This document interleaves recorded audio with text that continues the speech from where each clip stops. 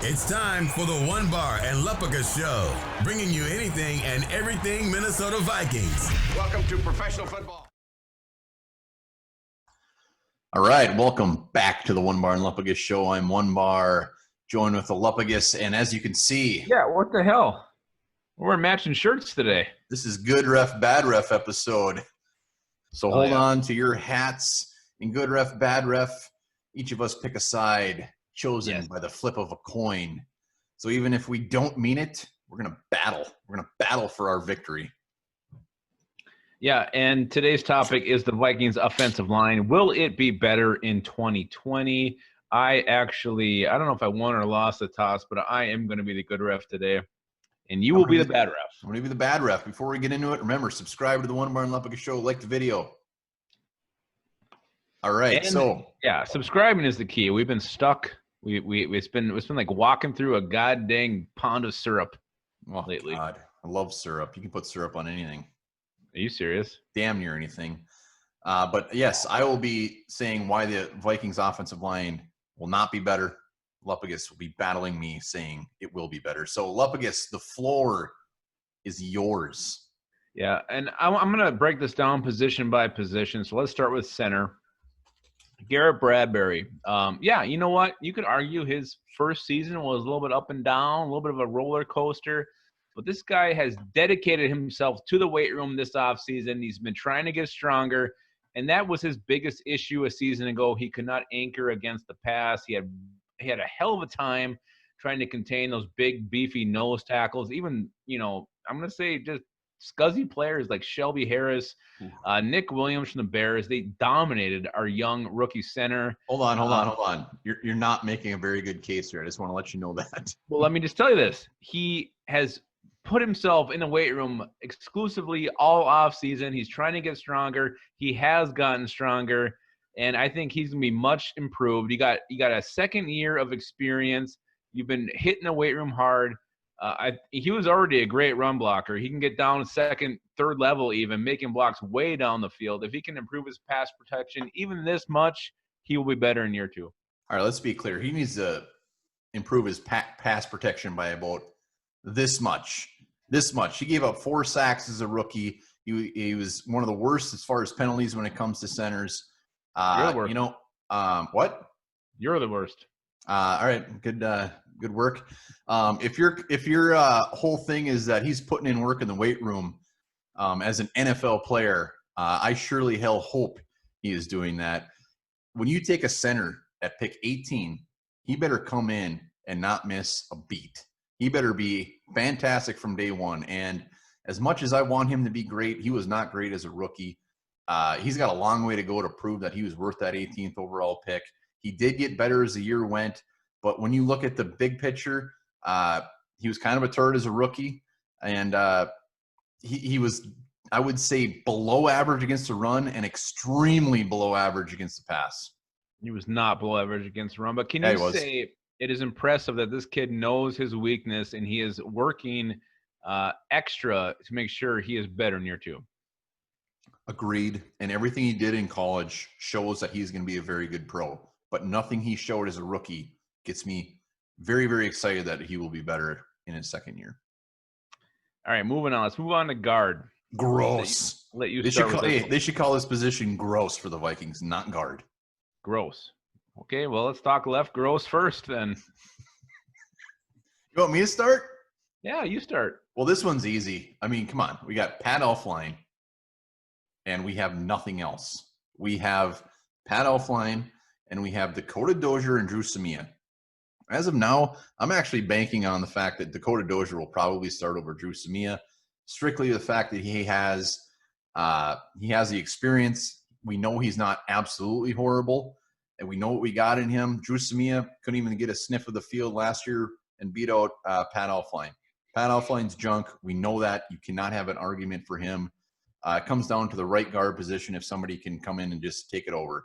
I'm not excited about Drew Samia strictly because we have seen what the Vikings have done with mid-round offensive linemen in the past, and that is absolutely nothing. You can name off guys, Willie Beavers, David Yankee, TJ Clemmings. They never pan out, and the fact that Drew Samia could not even get on the field as a rookie gives me no hope. Cool. That's really cool. First of all, left guard, Pat Elflein, he's already scheduled to start for 2020. So that's a push from the start. It's not going to be any worse because it's going to be the same. How do you know it's not going to be any worse? This guy gets How worse. could it be any worse? He was horrible last year. He's gotten worse every year. He's actually still a very good run blocker. It's his pass protection that's horseshit. If he's not getting absolutely destroyed, he will hang on. He will get a penalty. That's just the Pat Elflein that we've come to be comfortable with. But you cannot say it's going to be worse. How can you know it's going to be worse? It's at least going to be the same. He's gotten worse every year. Right guard, yes. Drew Samia is probably going to be the starter. But is he going to be that much worse than Klein? Look at what Josh Klein, yeah, he was damn good last year, but he was always injured with all those concussions, missed a ton of time. Dakota Dozier came in, saw 362 snaps, which is 35% of the time.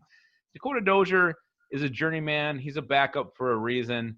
Samia, he doesn't really have to play that well to be an upgrade over Dakota Dozier. And you said that, he couldn't even crack the roster last year. He couldn't even crack. That was probably all part of the Vikings' plan. They signed Josh Klein to be the starter. They took Drew Samia in the 4th round. They had no intention of playing this guy. He was just a wait until next year kind of a deal. This was part of the plan. And now they're going to unleash this beast who we saw last year in week 17, dominate the Chicago Bears. He was just a beast. Pass protection, run blocking, he was a monster, and I think he will be definitely an upgrade over Dakota Dozier and at least as good as Josh Klein was. So you said that Samia couldn't see the field because of Josh Klein, but you also said Josh Klein was injured almost the whole year. So I said that they had no intentions of playing Drew Samia last year. That's not really their MO, though, because Brian O'Neill saw the field right off the bat when an injury came on, and he came out and did awesome. They had nobody. They had nobody. Yeah, they got Rashad Hill. Yeah, you're Rashad. I think I'm winning this one. I'm just going to tell you. You're not. You're losing. And let's move on to tackle. So left tackle, Riley Reef, probably going to start again. So again, I mean, yeah, he's gotten a little bit worse every single year, but I would say he's still an average NFL left tackle. So I'm going to call that a push. And then right tackle, you got Brian O'Neill, who is simply one of the best in the NFL. Rarely allows a sack. Rarely allows a pass rusher to get past him. You look at the overall depth. This year, it's way better than it was a season ago. You got Ezra Cleveland backing up the left tackle spot. If he doesn't flat out win that job, Rashad Hill at right tackle, and Oli Udoh, who was extremely impressive in his one start, or not even start, but he came in against the Bears last year. I think he is a guy to watch this year. We'll see much more action in 2020. Yeah, Riley Reef, year older.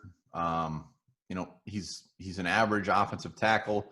I'm not going to beat him. I actually think Riley Reef doesn't get the love that he should.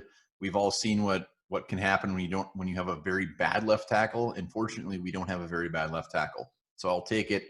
And on the right side, Brian O'Neill, if you think I'm going to say anything bad about this guy, you are mistaken, sir. So left tackles, or the tackles overall, I just consider it a push. So that's it. Not sexy. But you have to agree the depth is much better this year. Ezra Cleveland, I really, really hope he does not see the field. I hope he just gets to hang out, and then next year comes in as the heir apparent. And I think Oli Udoh will offer depth at both tackle and guard, so that gets me excited. And we know what we got in Rashad Hill. Dang. Hell yeah. But overall, this offensive line will not be better than last year. I just don't see it. Well, if Drew Samia gets on the field, there's going to be some growing pains. I don't care if he sat on the bench the whole damn time last year. He didn't get playing time. There's going to be growing pains there. I actually think Pat Elflein will be worse. And the other guys are the same. Let's look at it. So Garrett Bradbury, year 2, got a year of experience in his belt, hitting the weight room hard. I think he will be better. Pat Elflein is a push. Right guard, that is a question mark. I don't think it takes a whole lot to be better, or at least as good as Josh Klein. And I think our tackles are the same. So overall, yes, this offensive line will be better in 2020. And Delvin Cook and Kirk Cousins are going to just freaking flourish because of it. Wow, flourish. Let us know in the comments. Do you think they will be better or worse? Hell yeah. And then also let us know what you think about this fact. Are you familiar with the Adelie penguin? No, All right. So I'm the not. Adelie penguin never wants to leave their eggs during the incubation process. So they have physically found a way to shoot their poop up to 4 feet away, and because they don't also want to be surrounded by shit for like a year. Wow, I thought penguins were birthed naturally.